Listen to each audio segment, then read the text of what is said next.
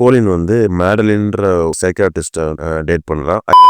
ஒரு கொலை நடக்கும். அந்த கொலை இன்வெஸ்டிகேட் பண்ற மாதிரி கோலின் போவான். ஃப்ராங்க் பில்லி கிட்ட பேசிட்டு இருப்பான். ஒரு வெட்டப்பட்ட கையை வந்து கையில வச்சுட்டு பேசிட்டு இருப்பான். கார்லாம் வரும், ரீல் பேசுவாங்க, பணம் கை மாறும். எல்லாரும் வந்து கேமராவை பார்த்துக்கிட்டே இருப்பாங்க.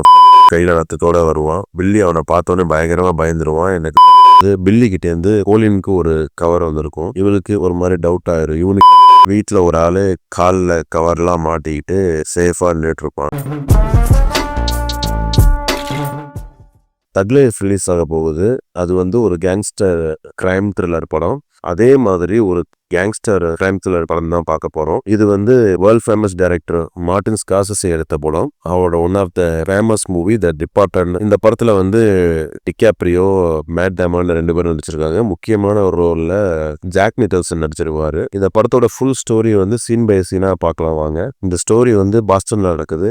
பாஸ்டன்ல ஒரு பவர்ஃபுல்லான கேங்ஸ்டரா பிரான்சிஸ் காஸ்டெலோ இருக்காரு. இவரை வந்து பிராங்க்னு கூப்பிடுறாங்க. பிராங்கா நடிச்சவர் தான் ஜாக் நிக்கல்சன். இவரை வந்து த ஷைனிங், பழைய காலத்துல ஜோக்கரா நடிச்சிருப்பாரு அந்த ஆக்டர். இவரு வந்து காலின் சல்லிவன் ஒரு சின்ன பையனை வந்து சின்ன வயசுல இருந்தே வளர்த்து வராரு. அந்த பையன் வளர்ந்து போலீஸ் ஆகிறான். அவன் தான் வந்து மேட் டேமன். அவன் வந்து போலீஸ்ல வந்து ஒரு ஸ்பையா ஆயிடுறான். இந்த பக்கம் காட்டினீங்கன்னா வில்லியம் காஸ்டிகன் சொல்லிட்டு டிகாப்ரியோ நடிச்சிருப்பாரு. அவரை வந்து ஷார்ட்டா பில்லின்னு கூப்பிடுவாங்க. பிராங்க் கூட சேர்ந்து அவங்க அப்பா வந்து பிசினஸ் பண்ணிட்டு இருப்பாரு. ஒன் ஆஃப் தி கேங்ஸ்டரா இருப்பாரு. அந்த குடும்பத்துல பிறந்து வளர்ந்தவன் பில்லி. நேர்மையா வாழணும்னு சொல்லிட்டு போலீஸ்ல சேருவான். கோலின் வந்து ஸ்பெஷல் இன்வெஸ்டிகேஷன் ஸ்குவாட்ல பெரிய ஆபீசர் ஆயிருவான். ஆனா உண்மையிலேயே வந்து பிராங்கோட ஸ்பையா தான் இருப்பான். பில்லி என்ன பண்ணுவான்னா அண்டர் கவர் போலீஸா அனுப்பணும்னு சொல்லிட்டு முடிவு பண்ணிடுவாங்க. ரகசிய ஸ்பையா இவனை வந்து பிராங்கோட குரூப்ல எப்படியாவது அனுப்பிடணும்னு சொல்லிட்டு பிளான் பண்ணுவாங்க. பில்லியை பத்தி தெரிஞ்ச 2 ஆள் வந்து வினானோ ஷான் டிக்னானோ 2 பேரும் தான். இவங்களுக்கு மட்டும்தான் பில்லியை பத்தி தெரியும், வேற யாருக்குமே தெரியாது. கோலின் சல்லிவன் வந்து சிட்டிலே பெரிய ஒரு அபார்ட்மெண்ட் எடுத்து அங்க இருப்பான். பில்லி வந்து போலீஸ் தான். ஒரு கேஸ் வாங்கிட்டு உள்ளார போன மாதிரி ஜெயிலுக்கு போயிருப்பான். ஜெயிலுக்கு போயிட்டு வெளியே வந்து அவனோட கசின் வந்து ட்ரக் டீலிங்லாம் பண்ணிட்டு இருப்பான். அவன் கூட சேர்ந்து ட்ரக் டீலிங் பிசினஸ் பண்ணுவான். கொஞ்சம் கொஞ்சமா ஒருத்தவங்க பிரச்சனை பண்ணி எப்படியாவது வந்து பிராங்கி கிட்ட போய் சேர்ந்துடணும்னு சொல்லிட்டு பிளான் பண்ணி அதே மாதிரி அடிதடி பண்ணி பிராங்கி கிட்ட போய் சேர்ந்துடுறான். பிராங்கும் வந்து பில்லியை முழுசா நம்ப ஆரம்பிச்சிடுறான். கோலின் வந்து மேடலின்ற ஒரு சைக்காட்ரிஸ்ட டேட் பண்றான். ஆக்சுவலா அந்த மேடலின் வந்து போலீஸ் சைக்காட்ரிஸ்ட். போலீஸ் டிபார்ட்மெண்ட்ல ஏதாவது இஷ்யூனா அவங்க சைக்காட்ரிஸ்ட் தேவைப்பட்டா அவங்க வந்து கன்சல்ட் பண்ணுவாங்க. 2 பேரும் டேட் பண்ணி ஒரே வீட்டுல இருப்பாங்க. Mass processor company micro processor தயாரிச்சிருக்கும். அந்த மைக்ரோ ப்ராசஸரை வந்து வெப்பனுக்கு யூஸ் பண்ணலாம். மிசைலை வந்து கரெக்டா லான்ச் பண்றதுக்கு இந்த சிப்பை யூஸ் பண்ணுவாங்க. அதனால இந்த சிப்பு வந்து மாஸ் ப்ரொடக்ஷன் கம்பெனில இருந்து காணாம போயிடும். அது ஒவ்வொன்றுமே வந்து $100,000 போகும். அது வந்து காணாம போயிடும். அது வந்து பிராங்கோட கேங் கையில தான் போய் மாட்டிருக்குன்னு சொல்லிட்டு போலீஸ் வந்து சஸ்பெக்ட் பண்ணுவாங்க. ஒரு கொலை நடக்கும். அந்த கொலை இன்வெஸ்டிகேட் பண்ற மாதிரி கோலின் போவான். கோலின் வந்து பிராங்கோட ஆளுங்கிறதுனால அங்க என்ன நடக்குன்னு தெரிஞ்சுக்கிறதுக்காக போவான். அங்க போய் இன்வெஸ்டிகேட் பண்ணிட்டு இருப்பான். திடீர்னு ஒரு ஆபீசர் வருவாரு. இது என்னோட கேஸ், நீ எதுக்கு வந்தேன்னு சொல்லிட்டு அவர் அனுப்பிடுவாரு. கோலின் வெளியே வந்து உடனே பிராங்குக்கு போன் பண்ணி யார் பண்றாங்க என்ன பண்றாங்கிற டீட்டெயில் அவன் சொல்லிடுவான். அடுத்த சீன்ல பிராங்க் பில்லி கிட்ட பேசிட்டு இருப்பான். ஒரு வெட்டப்பட்ட கையை வந்து கையில வச்சுட்டு பேசிட்டு இருப்பான். அந்த டைம்ல பில்லியோட உடம்புல வந்து வயர் பண்ணிருப்பாங்க. வயர் பண்ணி மைக்கை வச்சு அந்த பக்கம் கேட்டுட்டு இருப்பாங்க என்ன நடக்குதுன்னு சொல்லிட்டு. அந்த கையை பார்த்தோன்னே பில்லிக்கு பயங்கரமா பயம் வந்துடும். பாத்ரூம்குள்ளார போயிட்டு அந்த வயரெல்லாம் கழட்டி தூக்கி போட்டு நான் இனிமே ஒயரெல்லாம் வந்து வியர் பண்ண மாட்டேன், எந்த டீட்டெயிலா இருந்தாலும் போன்ல தான் சொல்லுவேன் அப்படின்னு சொல்லிட்டு பில்லி சொல்லிடுவான். குனன் கேட்பாரு மைக்ரோ ப்ராசஸர் சிப்பு பத்தி ஏதாவது பேசினாங்களான்னு சொல்லிட்டு. அவன் எதுவும் இல்லைன்னு சொல்லிடுவான். அதுக்கப்புறம் பிராங்கோட ஆளு ஒருத்தன் வந்து போலீஸ்ல மாட்டுவான். கோலின் வந்து பிராங்கோட ஆளுங்கிறதுனால அட்வொகேட் மாதிரி உள்ளார போயிட்டு அவங்களுக்கு சாதாரணமா செஞ்சிருவான். அதனால அவனும் எஸ்கேப் ஆயிடுவான். அவனோட எவிடன்ஸ் எல்லாமே டிஸ்ட்ராய் ஆயிரும். ஒரு பயங்கரமான கேங்ஸ்டரோட பில்லி கூடவே டிராவல் பண்ணிட்டு இருப்பான்.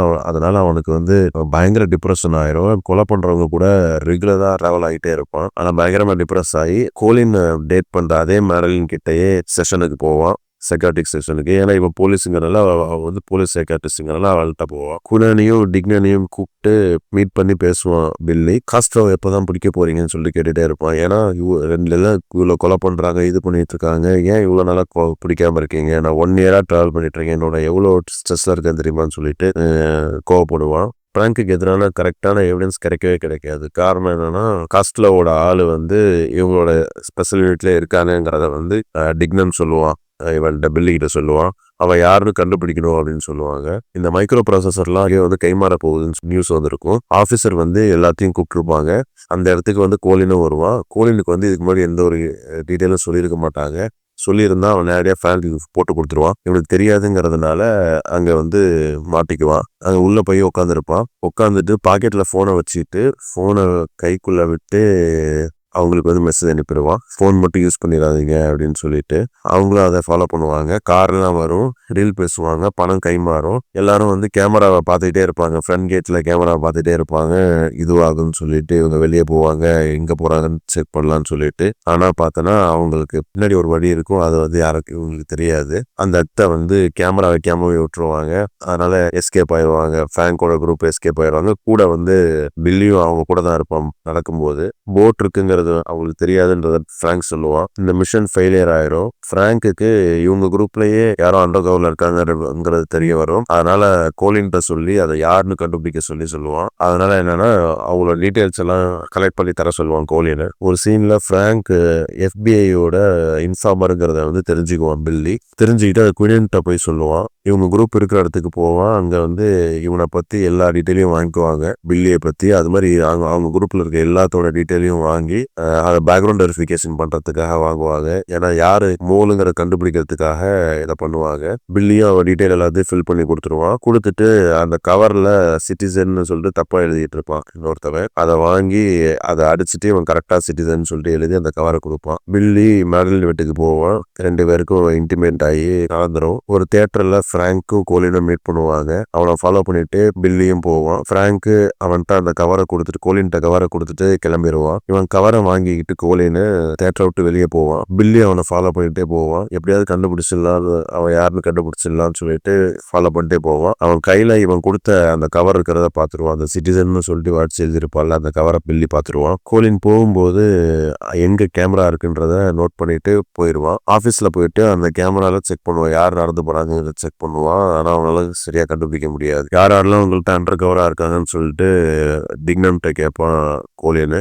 ஆனா அவன் சொல்ல முடியாதுன்ட்டு போயிடுவான். அந்த கவரை வச்சு ஒவ்வொரு ஆளா வந்து செக் பண்ணிட்டு இருப்பான். ஆனா பில்லியோடதை மட்டும் கண்டுபிடிக்கவே முடியாது அவனால. பிராங்க் வந்து கையில ரத்தத்தோட வருவான். பில்லி அவனை பார்த்தோன்னே பயங்கரமா பயந்துருவான். எனக்கு வந்து இப்போ இன்னைக்கே உங்களை மீட் பண்ணி ஆகணும் அப்படின்னு சொல்லிட்டு குயின்ட்ட சொல்லுவான். பின்னாடியே கோலின் வந்து குயினன் தான் பிராங்கோட ஆளுன்னு சொல்லிட்டு ஒரு போலீஸை வச்சு ஃபாலோ பண்ண சொல்லுவான். அந்த குயினனை ஃபாலோ பண்ணிட்டே போவாங்க. பில்லியும் குயினனும் மீட் பண்ணுவாங்க. இந்த மீட் பண்ற விஷயம் வந்து பிராங்கோட ஆளுங்களுக்கு தெரிஞ்சிடும். பின்னாடி எல்லாரும் ஃபாலோ பண்ணிட்டு வந்துருவாங்க. ஃபாலோ பண்ணிட்டு வந்து குயினனை கொன்றுவாங்க.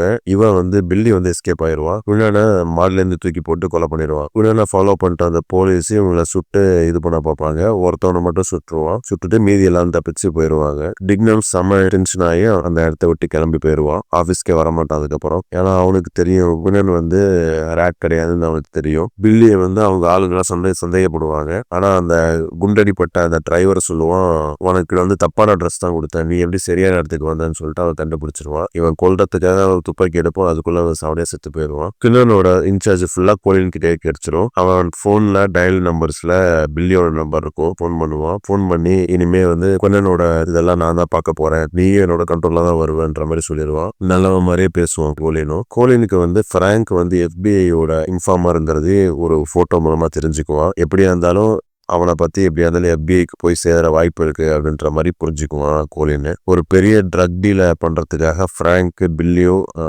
அவனோட ஆளுங்களும் போவாங்க. பின்னாடியே வந்து காரு ஃபாலோ பண்ணிட்டு வரும். பிராங்க் வந்து கோலினுக்கு ஃபோன் பண்ணி அவங்கள போக சொல்லு அப்படின்ற மாதிரி சொல்லுவான். கோலின் வந்து அவங்கள போக சொல்லு, அவங்க போற இடம் எந்த இடத்துக்கு எனக்கு தெரிஞ்சிடும் அப்படின்னு சொல்லிட்டு இவன் FBI இன்ஃபார்மரா மாறினதுனால இவனை எப்படியாவது மாட்ட விட்டுறணுன்ற பிளான் பண்ணி சொல்லிடுவான். அந்த காரும் பிரிஞ்சு போயிடும். ஆனா போய் சேர்ற இடத்த வந்து போலீஸ்ட இன்ஃபார்ம் பண்ணிடுவான். போலீஸ் இன்ஃபார்ம் பண்ணி போலீஸ் வந்து அவங்கள ரவுண்ட் அப் பண்ணிடும். பிராங்கை வந்து கோலினே சுட்டு கொன்றுவான். ஏன்னா அவனை பத்தி அவன் ரேட்டுங்கிறது வந்து FBI-க்கு போய் சேரக்கூடாதுங்கிறதுக்காக. பிராங்க் செத்த பிறகு பில்லி வந்து அவங்க ஆபீஸ்க்கு வருவான். கோலினை பாக்கிறதுக்காக வெயிட் பண்ணிட்டு இருப்பான். அப்ப பில்லியோட பேட்ச்மேட் ஒருத்தவன் அவன்கிட்ட சொல்லிட்டு வெயிட் பண்ணிட்டு இருப்பான். எல்லா வேலையும் முடிஞ்சிச்சுன்னு நினைச்சிட்டு பில்லி அவனை யாருன்றத ஓபன் பண்ணலான்ற மாதிரி வந்திருப்பான். கோலினுக்கு பில்லியோட பாஸ்வேர்டு என்னன்னே தெரியாது. அதனால அவன்கிட்டே கேட்பான், உன்னோட ஃபைலை மட்டும் எனக்கு என்னால் அக்சஸ் பண்ண முடியாது, உன்னோட பாஸ்வேர்டு என்ன அப்படின்ற மாதிரி கேட்பான். அவனும் சொல்லிடுவான், என்னோட பேர் தான் பாஸ்வேர்டு அப்படின்னு சொல்லுவான். அவனும் அந்த பாஸ்வேர்டை ஓப்பன் பண்ணுவான். ஓப்பன் பண்ணிட்டு இந்த கம்ப்யூட்டர்ல வேலை செய்யல, நான் அங்க போய் பண்றேன்னு சொல்லிட்டு கிளம்பி போவான். அந்த இடத்த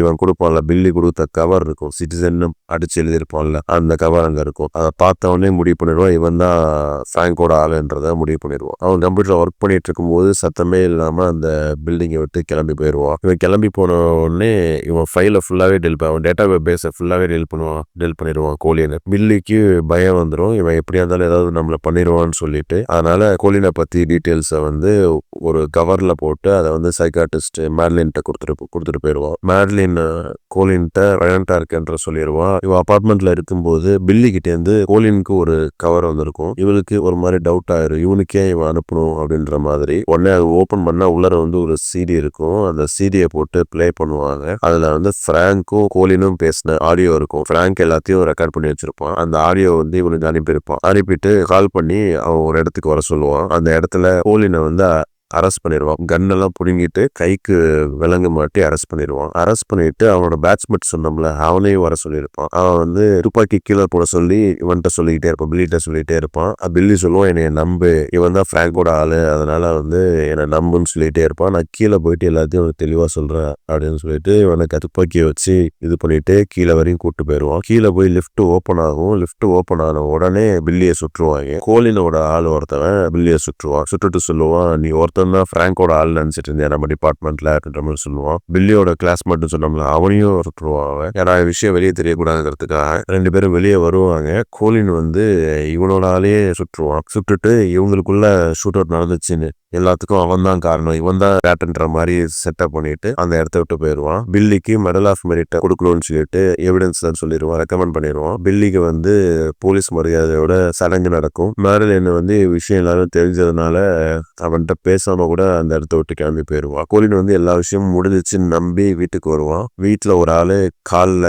கவர்லாம் மாட்டிக்கிட்டு சேஃபா நின்றுட்டு இருப்பான். யாருன்னு பார்த்தா டிக்னம். அவன் உள்ள வந்தவனே அவனை சுட்டு பழி வாங்கிடுவான். இந்த படத்துல இன்னொரு முக்கியமான விஷயம் ஆக்டர்ஸோட costing. DiCaprio, mat டேமன், mark Wahlberg, இவங்க 3 பேர் சூப்பரா அடிச்சிருப்பாங்க. இவங்க 3 பேரை விட எக்ஸ்ட்ராடினரியா ஜாக் நிக்கல்சன் நடிச்சிருப்பாரு. பயங்கரமான ஈவலான கேரக்டர், அதை பயங்கரமா போர்ட்ரே பண்ணிருப்பாரு. முக்கியமா ஒரு ட்ரிபியூட் மாதிரி இருக்கும். ஏன்னா ஒரு வில்லனா நடிச்ச பல படங்கள் இருக்கு ஜாக் நிக்கல்சனோடது. அதுக்கெல்லாம் ட்ரிபியூட் கொடுத்த மாதிரி இருக்கும் இந்த படம். ஒரு செமையா த்ரில்லரான படம். இவன் மாட்டுவானா அவன் மாட்டுவானா, இவன்ட்டு அவன் மாட்டுவானான்ற மாதிரி ஒரு எட்ஜ் ஆஃப் த த்ரில்லர் மாதிரி இருக்கும். அது மட்டும் இல்லாம ஒரு சாலிடான பெர்ஃபார்மன்ஸ், எல்லா ஆக்டரும் செமையா பெர்ஃபார்ம் பண்ணிருப்பாங்க. படமே ஒரு செம ஃபுல்ஃபில்டான படமா இருக்கும். கண்டிப்பா மிஸ் பண்ணாம பாருங்க.